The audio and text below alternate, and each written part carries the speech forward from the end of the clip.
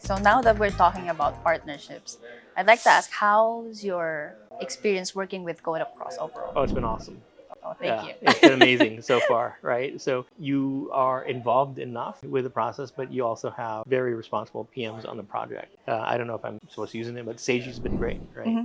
He understands the problem. He understands, so you need somebody that's going to get in there and figure out the industry you're in, Right. figuring out the problem that you're trying to solve, and looking at the solution that you're providing. It's like, oh, is this actually going to work? They kind of have to believe in the product that you're Right. building. And I think our team does, because we provide them the feedback from the WeOB team saying, hey, this is how we want to tackle the problem. This is why we're doing this. So you have to give them the why, and then they'll see, and they'll buy in. So you sort of need that buy-in from your team. Yeah. Prior to working with us, Jonas, you know that we're from the Philippines, right? Yes. Did you have any hesitations initially? We do actually. I'm Filipino, right?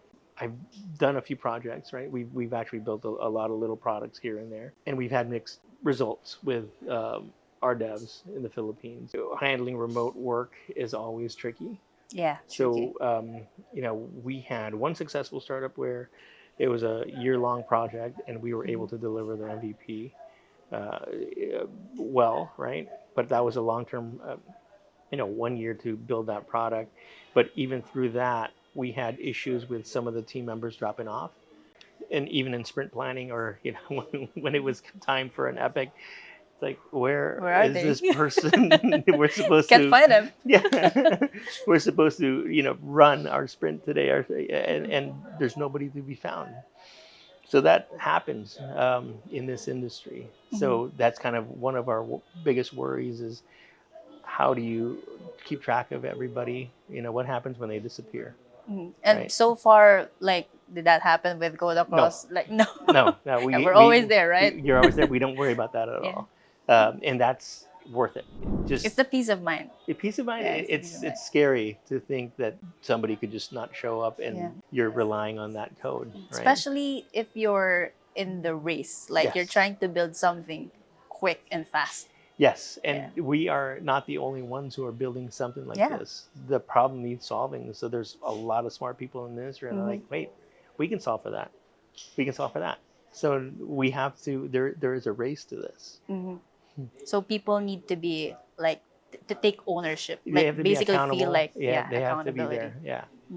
So what do you like most about working with Code Across? It is that accountability piece. It's part of the thing that actually you and I, with Lewis, we were having a conversation about.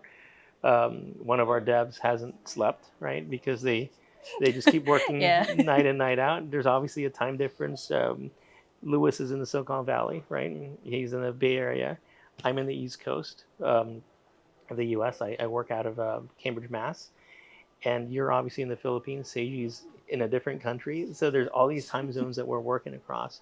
We don't expect everybody to work every time zone all the time. But one of your devs has just not been sleeping. So we've been telling them to sleep and get rest, get some exercise. So I like that. You're trying to balance their life a little bit, So that's more than what others would tell their employees to do. Yeah, I mean, it's not like we're encouraging them to not sleep or anything like that. It's just that it's their own decision because they really want the project to be successful. Yes, yeah. I think it's that. It is pretty exciting to make it work, and I think next week when we have another part of our launch, they're going to have direct interaction with some of our employees at WeOB. So they're going to see, it's like, hey, this is helping, Steven out with his work already.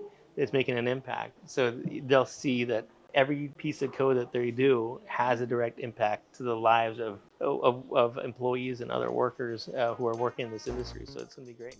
I hope you enjoyed that interview that I had with Jonas, again, the founder of Kaylee.ai. And we continue to look for meaningful partners, meaningful projects to work on. So reach out to us at codeacross.com, and together, let's build meaningful apps that change the world.